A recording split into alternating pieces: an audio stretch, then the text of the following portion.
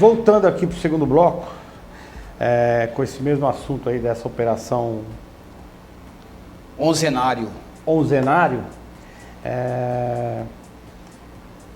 Existe crime sim, né, Márcio? Crime de advocacia. Foi interessante essa reportagem, porque nós, leigos, né? O Rebouças vai trabalhar a questão técnica, jurídica, mas eu, como leigo nesta área jurídica, achei muito interessante esse crime tipificado, para que nós, cidadãos, possamos prestar atenção a isso. Quantas vezes isso acontece dentre os servidores públicos? É o crime de advocacia administrativa.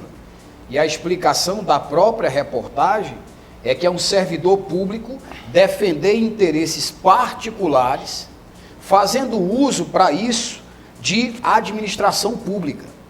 Importante a gente comentar sobre isso. Quantas pessoas, em nome de trabalhar em favor do povo, na realidade estão fazendo uso dos cargos públicos para o seu interesse pessoal? Como é esse crime? Na verdade, Márcio, muito bem colocado. Só que fazer aqui a colocação legal desse crime, né? Um crime previsto no artigo 321 do Código Penal Brasileiro, é um crime antigo, é um crime, está no capítulo dos crimes contra a administração pública, que é patrocinar direto ou indiretamente interesse privado perante a administração pública, valendo-se da qualidade de funcionário. Então, na verdade, quem pratica, o agente que pratica o crime de advocacia administrativa, ele não está pleiteando o benefício em favor dele mesmo, ele está pleiteando o serviço em favor de terceiro. Exemplo prático. Vamos dar aqui um exemplo, um cara vai emplacar um carro. Quando chega lá, tem que fazer uma vistoria. Essa vistoria é demorada, é complicada, e aí o cara, valendo-se, por exemplo, de um cargo público que ele tem, da interferência, da influência, ele é procurado por essa pessoa que está lá atrás do serviço prestado pelo Estado, e ele diz, não, peraí que eu vou dar um jeito. Aí liga aqui para o vistoriador, liga aqui para alguém, e facilita ali, ou seja, o serviço vai ser prestado fora dos trâmites normais. Por exemplo, favorecer alguém numa licitação, favorecer alguém em qualquer serviço público, né, se usando do cargo, é a advocacia administrativa, crime tipificado no Código Penal Brasileiro. E aí qual seria a nomenclatura caso esse servidor público faça isso, não buscando interesse de terceiros e sim o seu próprio interesse? Aí pode ser a prevaricação. Crime de prevaricação. Que é praticar ou deixar de praticar ato que deveria fazer visando interesse próprio. Bom, Rebouças, aí eles conseguiram o HC, né? O habeas corpus no dia seguinte, saíram da prisão. Como é que é o andar dessa carruagem agora, desse processo? Bom, aí quando uma pessoa investigada pela polícia quer pedir uma prisão provisória e posteriormente essa prisão é revogada ou termina o tempo, porque automaticamente com 5 dias ou a pessoa é solta ou é renovado por mais 5. Quando é um crime que não é hediondo. Quando é hediondo, como o homicídio, por exemplo, é 30 mais 30. Mas quando termina a data, a pessoa é solta imediatamente. E ali, muitas vezes acontece o seguinte, quando essa pessoa investigada está prestes a ser solta, que o Ministério Público vê que ela está intimidando testemunhas, dificultando a investigação do processo ou algo do tipo, eles pedem a conversão da prisão provisória em preventiva, que é aquela prisão sem prazo para terminar. Só termina quando não estiverem mais presentes os institutos autorizadores da prisão preventiva. Então, agora o que acontece é o inquérito policial caminhar, sendo levantados, como uma denúncia que foi feita em 2011, vem tramitando aí há quantos anos isso? 9 anos, né? Já deve ter bastante prova, bem robusta. E esse inquérito normalmente tem um prazo de 30 dias para finalizar, pode ser renovado esse prazo, mas com 30 dias o delegado tem que mandar um relatório de tudo que apurou no inquérito policial, indiciando ou não os investigados. O que é indiciar? É o delegado dizer, existem indícios fortes de que eles são autores do crime. Que eu tenho que ter materialidade, que é o quê? Ocorreu, tem indício de que ocorreu um crime? Materialidade. Indício de autoria. Essas pessoas aqui têm indício de que elas que praticaram aquele crime? Então aí o delegado vai indiciar ou não. Indiciando ou não, vai para o Ministério Público obrigatoriamente o relatório do inquérito policial com todo o inquérito. E lá, o juiz de primeiro grau, no caso desse processo, um juiz federal, vai encaminhar para o Ministério Público Federal e o Ministério Público vai, na análise dele, vendo que tem elementos suficientes, indícios e provas suficientes de autoria e materialidade, vai ofertar uma peça inicial da ação criminal chamada denúncia. E essa denúncia ela é recebida ou não pelo juiz, e quando o juiz recebe, tem início verdadeiramente o processo penal contra essas pessoas. Entendi. Márcio, a pergunta seria para os dois, para a gente bater esse papo aqui. Cabe em pizza ou não? Hein, Márcio? Fala, o que tu acha? Olha, Pelo poder desses homens? Se a pergunta fosse feita há algumas décadas no Brasil, a resposta seria automática. De mussarela. Sempre mussarela, calabresa, Peronezinho com... portuguesa. A portuguesa cai bem, principalmente pela história dessa relação Brasil-Portugal, né? Mas pelos últimos fatos que aconteceram no Brasil, principalmente da Lava Jato para cá, nós estamos mais esperançosos, já que nós percebemos aí poderosos, não apenas poderosos em termos de Ceará, mas poderosos da política brasileira, indo para trás das grades, perdendo seus direitos como políticos, né? Então, vai que a Polícia Federal, relacionando isso aí com um judiciário que realmente cumpra o seu papel como deve, segundo a Constituição, tomara que não acabe em pizza, tomara. Eu quero só lembrar aqui, como advogado, eu tenho a obrigação de alertar o cidadão sobre isso também. Quando nós falamos não acabar em pizza, não obrigatoriamente quer falar em condenação dessas pessoas que estão sendo investigadas. Porque o que é justiça? É ser apurado e a pessoa que verdadeiramente praticou os atos responder por cada ato e ser condenada por cada ato e cumprir a sua pena de forma correta por cada ato. Então, após o devido... Outra coisa, inquérito policial não tem o condão de condenar ninguém.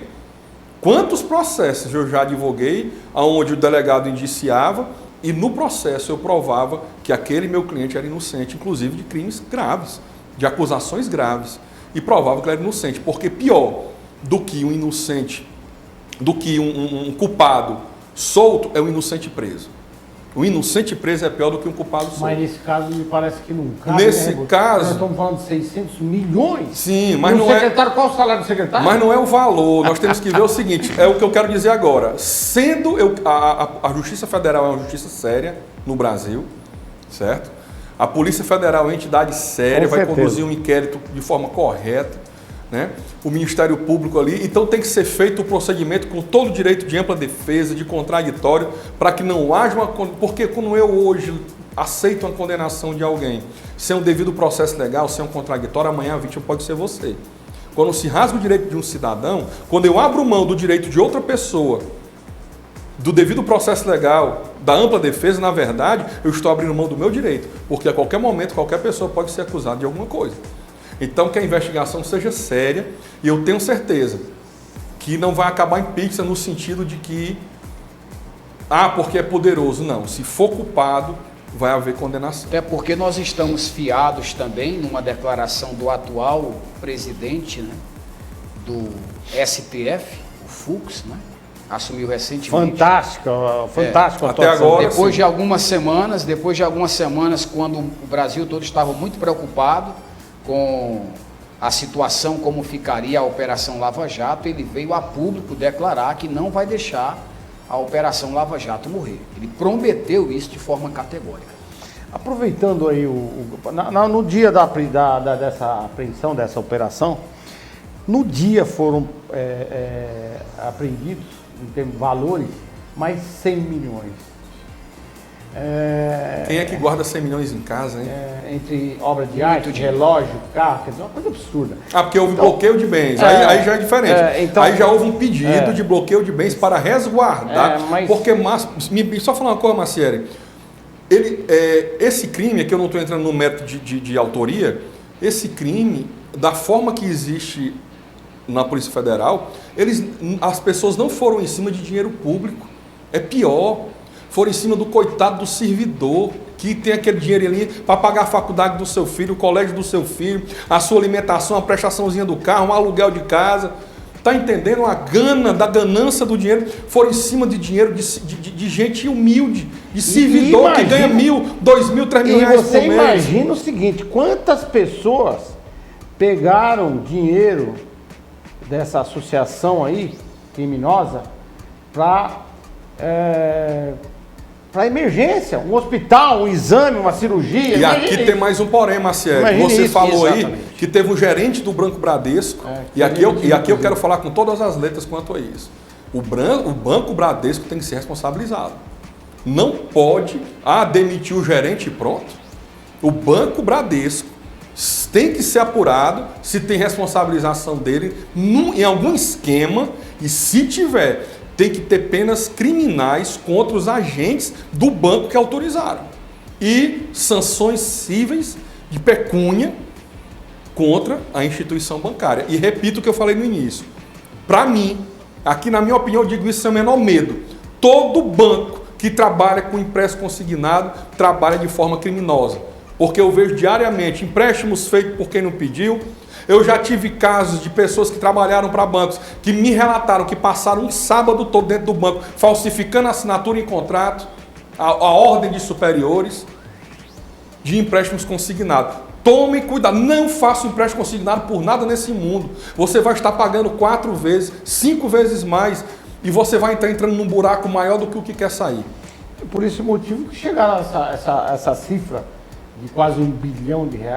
Mas é muito dinheiro. É muito dinheiro. Muita e tirado ganância de quem não tem. E é importante também pontuar, já que existe uma ideologia que sempre procura se aproveitar de fatos como esse, para querer fazer um juízo de valor de que isso seria resultado ou uma base do capitalismo. Isso não é capitalismo. Não.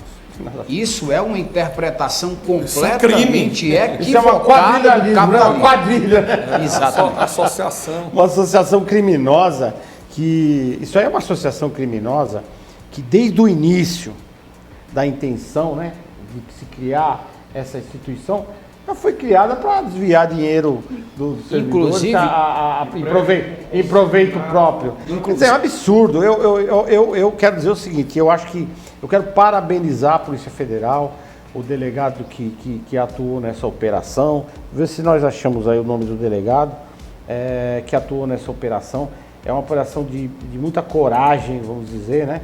Porque são poderosos, são pessoas que estão há muitos anos fazendo o que quer. Por isso que aqui no estado do Ceará, nós costumamos dizer que existe o coronelismo. E é verdade, existe o coronelismo aqui. Pessoas que fazem e desfazem. Aproveitando essa expressão, associação criminosa, eu gostaria até de perguntar para o Rebouças, porque eu li sobre isso essa semana e fiquei até enojado com uma interpretação que é feita, assim como nós participamos outro dia de um programa aqui falando sobre pedofilia, e uma especialista comentou que o psiquiatra, o psicólogo precisa acompanhar o sujeito durante 6 meses, lembra? Para que possa aferir que ele é de fato um pedófilo. E aí eu tive pesquisando sobre a questão da associação criminosa, e é algo que é parecido, porque existe uma interpretação, porque o texto, Rebouças, fala sobre crimes no plural, e a interpretação de que se for praticado um crime, independente do tamanho do crime, ainda não pode ser julgado como uma associação criminosa. Teria que praticar mais de um. Como que fica isso? Não, mas aí é o seguinte, nós temos também que ver o seguinte, nós vivemos um Estado democrático de direito, no império da lei. Um dos princípios basilares do Estado Democrático de Direito é que não há pena sem prévia culminação legal, ou seja, ninguém pode ser condenado a uma cadeia, a perda de bens, sem um prévio processo que realmente apure o que aconteceu e com os princípios respeitados da ampla defesa do contraditório. E o segundo princípio é, não há crime sem lei anterior que o defina. Isso é uma conquista da Magna Carta Libertatum na Inglaterra, aonde antigamente qualquer pessoa, né, você assistiu um filme, eu tenho certeza, chamado Conde de Monte Cristo. Assisti. É um clássico, que é onde o rei chega ali para aquele homem, desafeto dele, e diz, você cometeu um crime. Ele, que crime? Lesa a majestade, prende, coloca no calabouço, toma todos os bens, toma até a esposa. Então, para que não acontecesse mais isso, criou-se o princípio na Magna Carta Libertatum, proclamada pelo rei João Sem Terra na Inglaterra, aonde diz que não há crime sem anterior que defina, ou seja, eu não posso atribuir crime a um cidadão sem antes eu ter uma lei que defina aquela conduta como crime. Por exemplo, hoje o adultério não é mais crime, mas até alguns anos atrás, até 2005, salvo engano, o crime de adultério era crime. Se um homem casado fosse pego com outra mulher, mantendo relação sexual com a cópula, 2005, 15 anos, era crime, foi até 2005. Aí depois aboliram devido a questão dos princípios do direito penal, né? Que a sociedade... Isso no Brasil? Sim, sim. Eu tinha outra data, eu achava que era até a década de 70. Não, 2005, crime Bem recente. É recente, 15 anos. Então, assim, o crime de... Mas é um crime que era pouco... Porque para você caracterizar esse crime, só que já que eu falei nele... Só no flagrante. Tinha que ser o flagrante. E a cópula, né? Pênis vagina, né? Então não era beijinho nem de mão dada, era um flagrante realmente de ato sexual. Eu só conheci um caso aqui no estado do Ceará que houve uma prisão por isso. Então, hoje não é mais crime, saiu da chamada reserva legal. Né? Eu não tenho mais essa conduta. Então, um homem que for pego em adultério, ele não pode mais ser preso. Por quê? Porque ele ser acusado de um crime de adultério tem que estar na lei dizendo que é crime. Então vamos lá. Menos mal, né? É o princípio da tipicidade. Para eu ter uma conduta na vida real, praticada, e dizer que aquela conduta, e prender uma pessoa, condenar por aquela conduta ser criminosa, eu tenho que ter uma lei dizendo que é crime. Então, o que é crime? É uma conduta descrita na lei. Na hora que a lei diz três pessoas ou mais associadas para a prática de crimes, eu tenho que ter a reiteração realmente. Isso aí é a interpretação correta. Para eu ter a condenação de uma pessoa pela prática de associação criminosa, tem que haver uma conduta reiterada daquela associação. Não é importante o vínculo psicológico no sentido de amizade. Eles têm só que estar agindo sempre em conluio para praticar crimes. Se foi só um crime, só um, ele vai responder pelo crime em si, pelos outros crimes, não pela associação. Exemplificando para que todos entendam. Então imaginemos o famosíssimo assalto ao Banco Central. Se aqueles personagens tivessem se reunido pela primeira vez para praticá-lo, aquele grupo não poderia ser tomado e encarado como uma associação criminosa. De forma nenhuma. Mas entenda. É porque parece absurdo. Sério, é porque parece. Não, mas peraí. Uma piada aí. Mas parece absurdo para o leigo, mas não é. Deixa eu explicar por quê. A lei, ela deve punir mais severamente quanto mais criminoso a pessoa for. Qual é o raciocínio da lei aí? Se o cara cometeu um único crime na vida, ele merece uma pena menos severa do que um que vive cometendo crime. Mas peraí, Bolsa. Que transformou isso. Quando você fala assim, desculpa te interromper, mas veja bem. Vamos ter um pensamento aqui mais além disso. Adiante disso. Quando você fala, quando o cidadão cometeu um crime, quem é que pode garantir que ele cometeu um crime ou, eu diria diferente, ele foi pego naquele crime? O devido processo legal vai dizer. O devido processo legal. Foi o primeiro que ele foi pego. O devido processo legal vai dizer. Eu vou te dar um dado aqui que é muito interessante. Um cidadão, ele era assaltante de mansões. Isso em São Paulo. Não lembro que ano foi. Mas esse cara assaltava muitas mansões e tal. Depois parou de assaltar, nunca foi pego. Montou lá uma transportadora. E como era um cara muito inteligente, começou a se dar bem com a transportadora e tal. Trabalhando honestamente. Bom, passou um determinado período e tal, houve um roubo do lado da sua residência, da residência dele lá. A polícia entrou e tal, pulou o muro e tal, acabou chegando na casa dele e achou uma arma. Essa arma tinha um numeral no registro.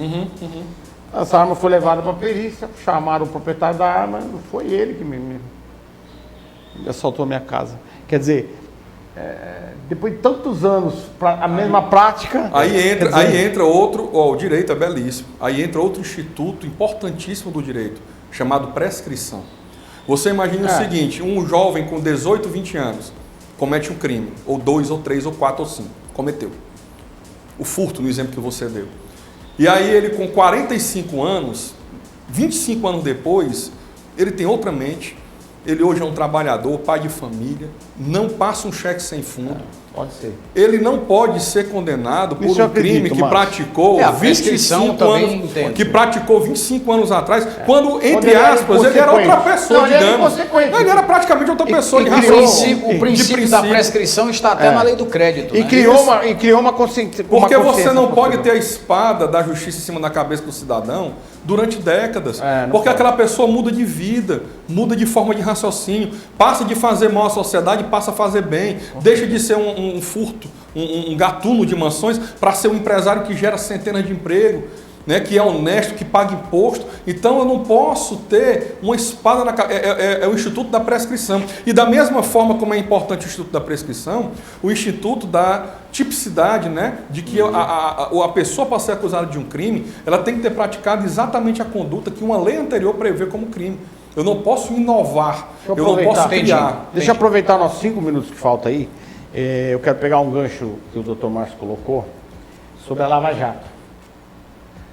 Quero saber dos senhores o seguinte: o Sérgio Moro agora foi trabalhar no escritório renomado, enfim, está defendendo a Odebrecht.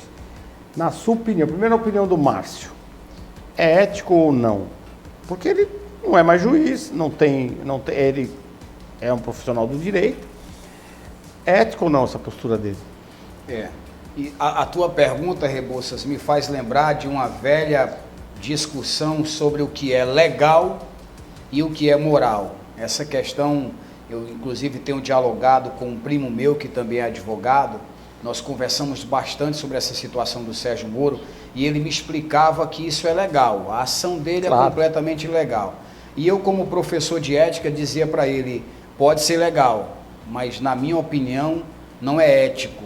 Mas é a profissão dele, Márcio. Na minha opinião, não é moral, partindo do pressuposto de que nos últimos dias, nos últimos meses, ele foi uma figura que se colocou como uma espécie de representante do direito, da ética, da moralidade, inclusive saiu do governo federal dizendo que a motivação era porque o presidente não estava cumprindo com a promessa do plano de governo de combater a corrupção. Então, pelo envolvimento dele com esta ideia de combate à corrupção, logo em seguida ele se vê sendo contratado por uma instituição ligada ao Odebrecht. Ele é sócio. Pois ele é sócio. Não me parece ético por aquilo que ele estava trabalhando como proposta de vida. Não me parece. Você. Quem me acompanha nas redes sociais, Twitter, Instagram, Facebook, sabe que desde o início da Lava Jato eu sou totalmente favorável à Lava Jato. A corrupção é um mal, mata mais do que assalto, do que câncer, do que qualquer coisa. Mas desde o começo eu falei que Sérgio Moro nunca foi um juiz como deve ser. Nunca foi um juiz dentro da lei. Ele era um juiz que sempre agiu à margem da lei. E para mim não importa, se age à margem da lei, para mim é marginal. Não importa quem é. Sérgio Moro nunca respeitou prerrogativa de advogado. Sérgio Moro nunca respeitou os princípios do direito do processo, devido processo penal legal constitucional. E eu achei muito bom, porque Sérgio Moro serviu de exemplo para a população leiga, que ia ali, criou um ídolo, um herói. Quando nós que somos estudiosos do direito, eu e outros, falávamos, olha, ele está agindo errado. Tudo que ele está fazendo aqui, ele tinha que fazer de uma forma legal, para lá na frente não ser desfeito, porque ainda vai ter sentença dele desfeita no STF, porque ele fez de forma ilegal. Então, mostrou-se bem que ele estava a serviço não da sociedade brasileira, que ele estava a serviço não de limpar o Brasil da corrupção, mas ele estava a serviço de algo, alguém ou alguma coisa que não sabemos o que é ainda, da forma que ele agiu e da forma que a máscara dele caiu. E para finalizar, respondendo a sua pergunta de forma indireta, se ele poderia ou não, como sócio do escritório de advocacia, agora advogar para empresas que ele julgou enquanto juiz, ele não pode, na minha opinião. Por quê? Porque o Código de Ética proíbe que o advogado, existe uma quarentena para que o advogado que advogou, por exemplo, eu fui advogado do Macieri, existe uma quarentena para eu poder advogar agora contra o Macieri. Mas ele disse que não vai participar desses... Que ele foi proibido, ele recebeu uma advertência da OAB São Paulo. Ele recebeu uma advertência do AB São Paulo, dizendo, tanto que está aí, o AB São Paulo mandou uma advertência para ele, dizendo que se ele se abstesse de fazer isso, porque se ele fizesse, ele ia receber uma sanção disciplinar do OAB. Existe uma quarentena. Agora você imagina, um juiz que agia, uma das coisas erradas que ele fazia era agir em conluio com o Ministério Público. Como é que o juiz, que tem que ficar equidistante das partes, vai ter conluio com a acusação, com a defesa? Não pode, ele tem que ficar distante, julgando imparcialmente. Ele é julgador, né? Julgador. E como é que o juiz, que todo mundo já sabe que ele tinha conluio com o Ministério Público, então ele tinha informações privilegiadas que sequer foram colocadas no processo, que ele usaria para julgar, e agora ele vai usar para defender. Por isso a importância da quarentena. Ele não pode prestar serviço. Eu acho que ele, como profissional do direito, ele pode em nome da ética. Mas em nome da ética, ele jamais deveria participar de um escritório que defende justamente há tempos as empresas na qual ele colocou os seus Depois da quarentena, eu fico calado. Porque ele abriu mão do papel de juiz para assumir um cargo público em nome de uma ideia. Então, quando ele o faz, ele nega esta ideia. Uma ideia falsa. Nega esta ideia e ainda prejudica a visão que se tinha antes dele sobre a real motivação para ele ter abandonado a carreira como juiz. Uma ideia falsa, ele passou uma ideia falsa. Bom, vamos pro terceiro bloco e nós vamos falar de outro assunto chato, na minha opinião, muito chato, que pleno século XXI, eu costumo dizer para os meus amigos assim, rapaz, nós temos que conversar sobre isso ainda. Racismo. Preconceito, racismo. E agora é o tal do racismo... Estrutural. Estrutural. Para com isso. Terceiro bloco. Aguenta aí, racismo.